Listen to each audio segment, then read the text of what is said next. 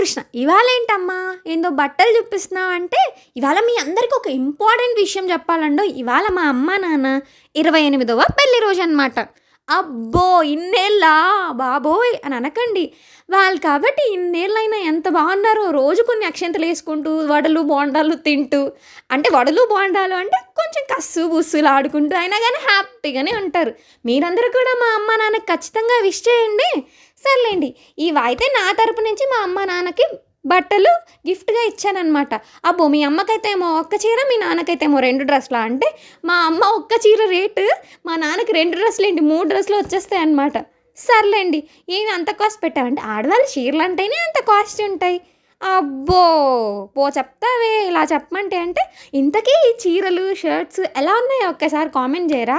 సర్లేండి. Celebration video మాత్రం రేపు పెడతాను. ఫోటోస్ చూపించట్లేదని ఏం బాధపడకండోయ్. చూపిస్తా దానికి టైం ఉంది.